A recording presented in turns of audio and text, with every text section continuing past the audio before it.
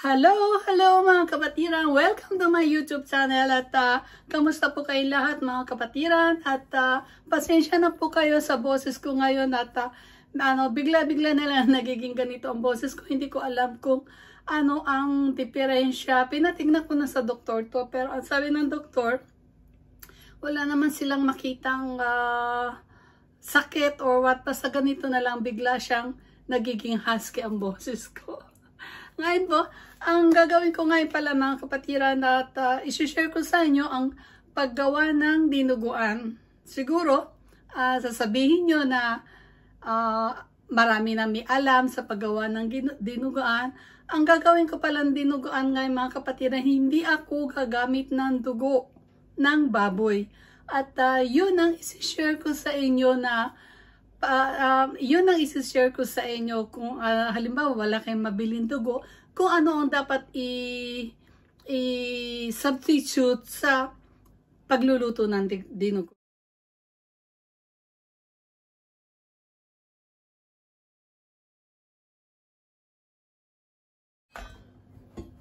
Ito po, ang gagamitin ko nga pala pong dinuguan, hindi yung mga bito-bituka. Ang gagamitin ko po ay baboy, 400 grams. Inilaga ko na po siya mga kapatiran, and then ang gagawin ko pong hiwa.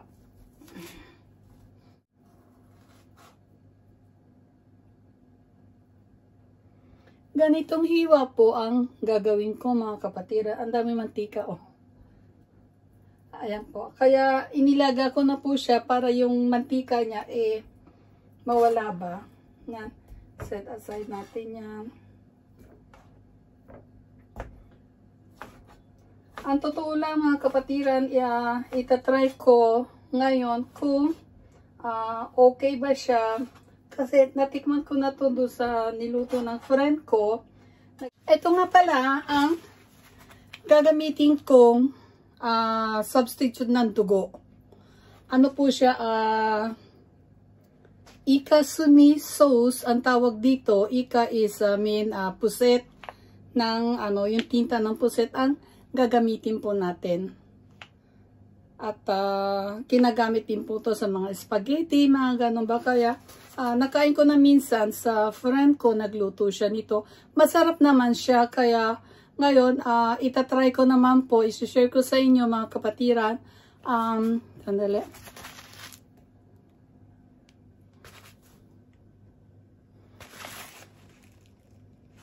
Itatry ko naman po mga kapatiran ang ang pagluto ng dinuguan na ang gamit po ay ito.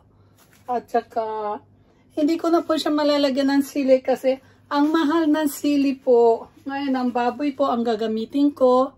Ayan, ganyan ang hiwa at inilaga ko na po siya. Tapos, bawang po, 1 teaspoon na bawang. And, asan na yung sibuyas ko? Ayun. At saka isang sibuyas po ang gagamitin ko. At, saan na yung kamatis? Lalagyan ko sana siya ng kamatis, pero nagamit ko pala yung kamatis ko. So, instead ng kamatis, lalagyan ko na lang siya ng tomato puree.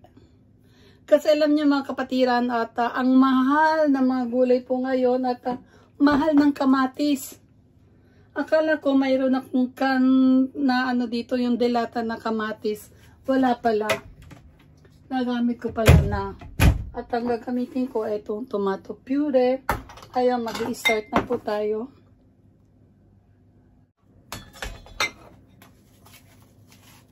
Ganito po ang gagawing hiwa.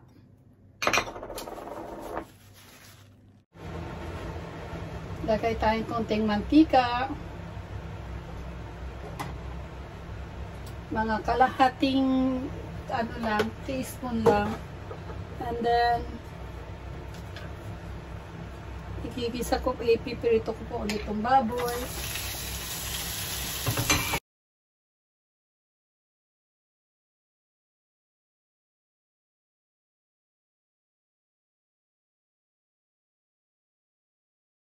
Kapatiran, aalisin po natin yung konting mantika. Tignan nyo, oh. 1 teaspoon lang ang inilagay ko, mantika. Tignan nyo ang lumabas na mantika dito sa baboy.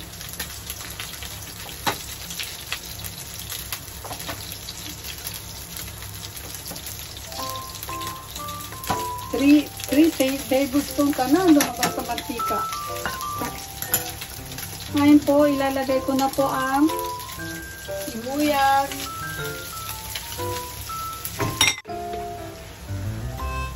isang kutsarang bawang. Maglalagay po ako ng 1 tablespoon ng tomato paste. At 2 tablespoon na lagay. Naging 3 tablespoon ang nailagay ko, naibuhos ko. Tapos, ibibisa po natin.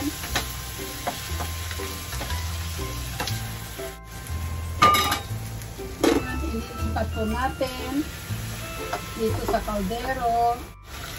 Lalagyan po natin ng 2 cups na boiled water po.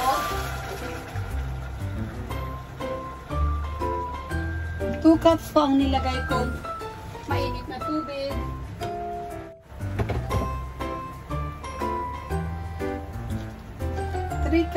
Bali 3 cups po ang nilagay kong tubig. Ang mainit na tubig ngayon, palalamputin po natin ang baboy sa mahinang apoy para hindi siya matuyo. At antayin na lang po natin mga hindi ko alam, hindi ako magbibigay ng oras kung ilang minutes mo siyang pakukulan para lumambot ang baboy. Check niya lang po. Ayan, napakulaan ko na po ng 10 minutes. Tignan po natin kung malambot na ang baboy.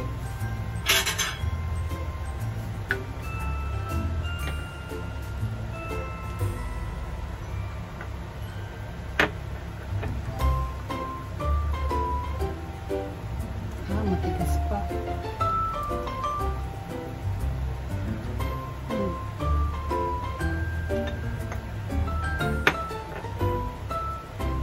Medyo matigas pa yung baboy. Lalagyan ko nga pala po ng consomme. 1 tablespoon.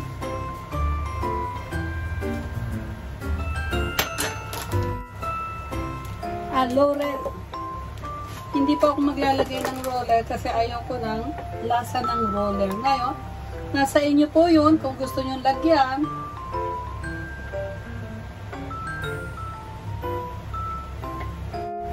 Lagyan po natin ng a little bit asin.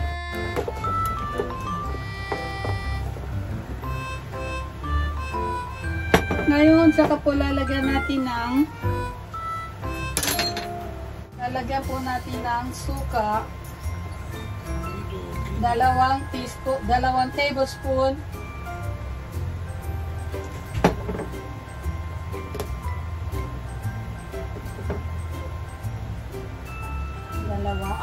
Tatlong tablespoon na suka.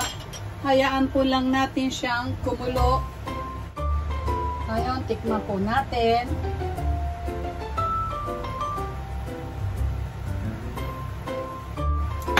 Ngayon, ito po. Ito po ang sikreto niya. Ilalagay ko na po ito tinta ng pusit. Ilalagay ko po ang isang pack.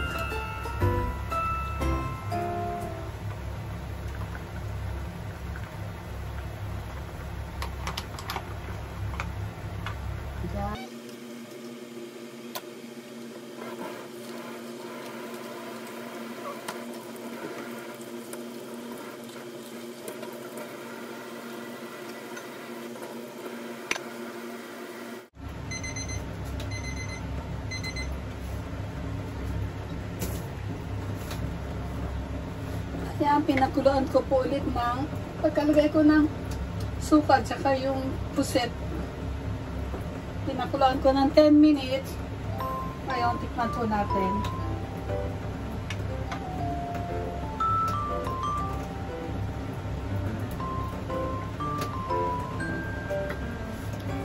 Perfect! Masarap.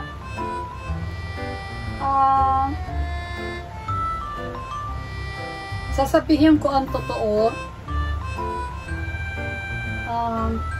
Maano mo siya na kulay itim kasi, kaya parang dinuguan na rin siya. Tama po yung nailagay kong suka, ilan pa yung nilagay kong suka. Pero mga kapatiran, ang lasa po niya, alam niyo yung adobong puset, ganun ang lasa niya. Eh syempre, adobong puset, ang magiging lasa niya kasi galing sa puset itong tinda na to, itong tinta na to. Pero hindi po siya malansa, hindi siya maano, perfect. Ngayon, natutuwa ako dahil teka, natutuwa ako mga kapatiran dahil first time kong nagluto nito. Na perfect siya, masarap. Ano siya, dinuguan. Kaya, ayun.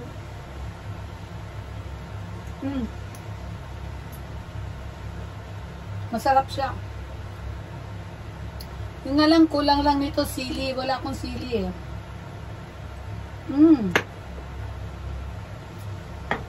Promise, ang sarap.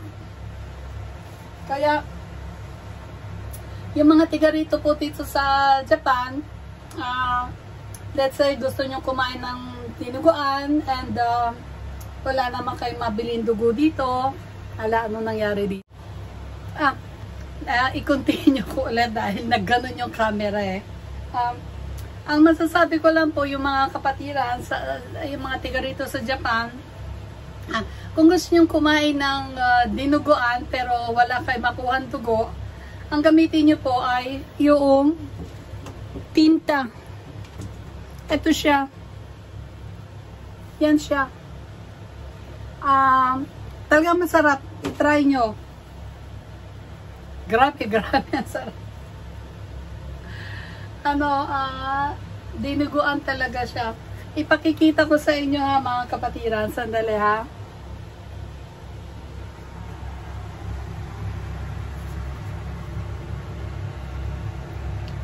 Ayan siya. Di ba po?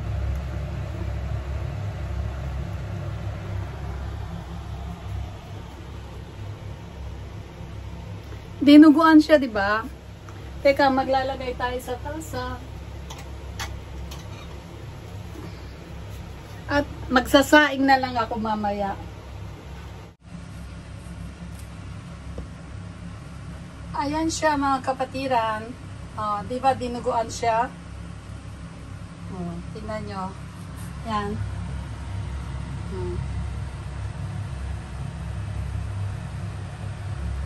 So, magsasaing po ako. Ayan ngayon siya.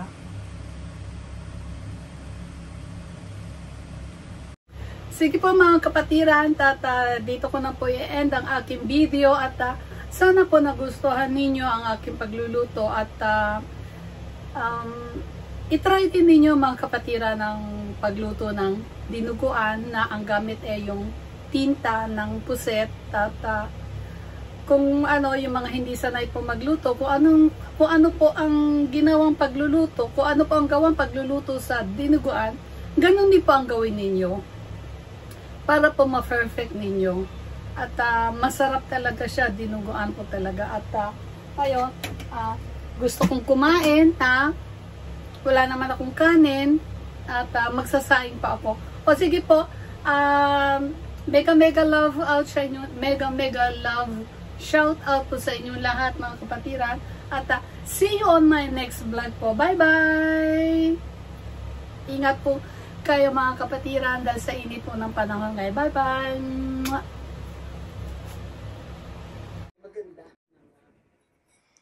Ayan po, kain tayo mga kapatiran. Tingnan nyo, ayan ay niluto ko. Oh. Tapos, kaluluto lang po kasi ng kanin.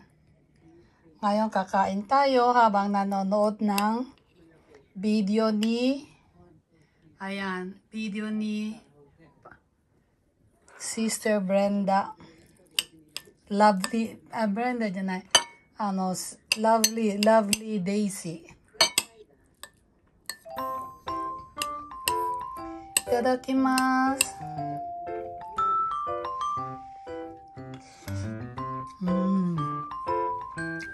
Sarap. Ay, tignan nyo. Dinuguan, di ba?